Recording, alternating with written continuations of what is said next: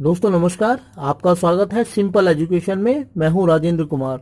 आज की इस वीडियो में हम लोग बात करने वाले हैं कक्षा 11 की इतिहास की पाठ्य पुस्तक के दूसरे अध्याय लेखन कला और शहरी जीवन अर्थात मेसोपोटामिया की सभ्यता के बारे में। और इसके अंतर्गत आज हम देखने वाले हैं इस मेसोपोटामिया की सभ्यता में प्रचलित लेखन कला के बारे में। दोस्तों मेसोपोटामिया की सभ्यता के संबंध में यह तीसरी वीडियो है। इससे पहले दो वीडियो में हम मेसोपोटामिया की सभ्यता के अर्थ, वहां पर शहरी जीवन और मेसोपोटामिया के भूगोल का अध्ययन कर चुके हैं। आज हम देखेंगे कि इस सभ्यता में लेखन कला की क्या स्थिति थी और लिपि किस प्रकार विकसित हुई। लेकिन दोस्तों वीडियो को शुरू करने से पहले मैं आपसे अनुरोध करना चाहूंगा कि आप इस वीडियो को शुरू से लेकर अंत तक देखें। और यदि आपने मेरी पहली दो वीडियो नहीं देखी है तो आप उन दो वीडियो को भी देख लीजिएगा।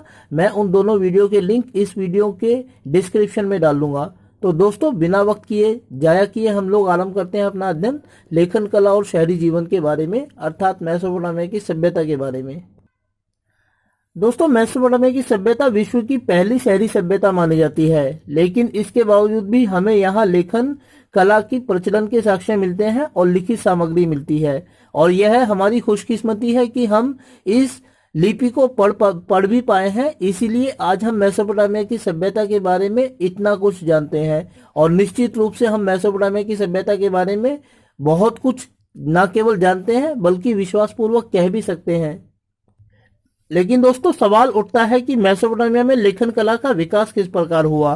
तो हम देखते हैं कि मेसोपोटामिया में लेखन कला का विकास किस प्रकार हुआ। इस बात के ऊपर अब हम अपना दृष्टिपात करेंगे। दोस्तों भाषा के दो रूप होते हैं, मौखिक और लिखित। और लिखित भाषा का प्रयोग तब किया गया मानव समाज में जब उसके लिए मौखिक आधार पर वस्तुओं का ज्ञान रखना, अपनी बातों का ज्ञान रखना मुश्किल हो गया था। और इसी तरीके का विकास हम मेसोपोटामिया में भी देखते हैं लेखन कला के संबंध में। मेसोपोटामिया की सभ्यता में लिखने के लिए जो लिपि तैयार की गई थी उसे कीलाक्षर लिपि कहा जाता था। इंग्लिश में इस लिपि को क्यूनिफॉर्म कहा जाता था। और यह माना जाता है कि संभवतः इस लिपि की शुरुआत मेसोपोटामिया के शासक वर्ग ने की थी।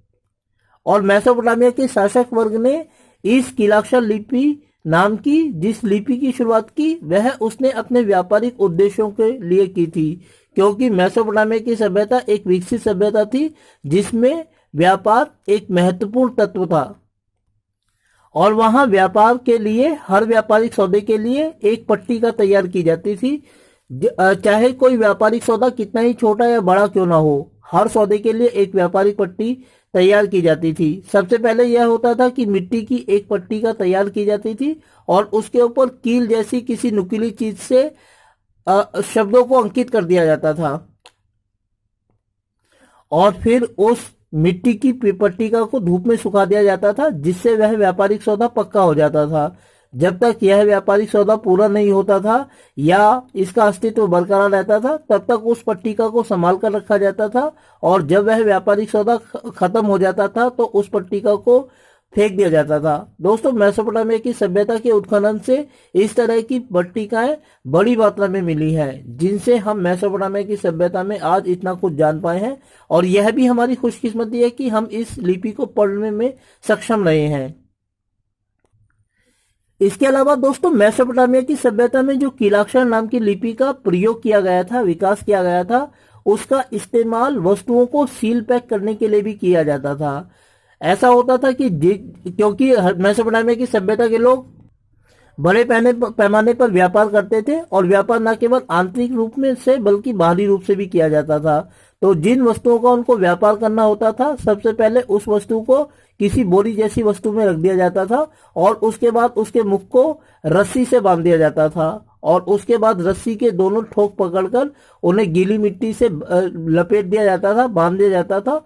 और उस गीली मिट्टी पर किसी वस्तु से छाप छोड़ दी जाती थी, लिखित पट्टिका पर छाप बनाकर छाप दी जाती थी।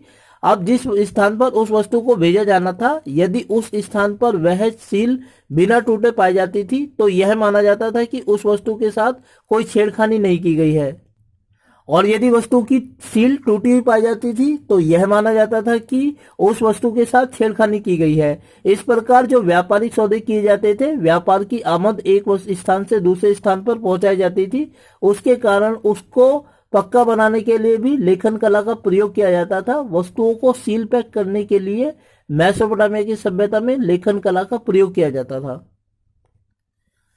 दोस्तों, मेसोपोटामिया की लिपि, जिसे हम कीलाक्षर लिपि के नाम से जानते हैं, वह वस्तुतः एक चित्रात्मक लिपि थी और इसमें विभिन्न प्रकार के शब्दों को अंकित करने के लिए चिन्हों का निर्धारण किया गया था और वहां लगभग 5000 तरह के हमें चित्र देखने को मिलते हैं लिपि में, जिनका इस्तेमाल किया जाता था वस्तुओं को लिपिबद्ध करने के लिए।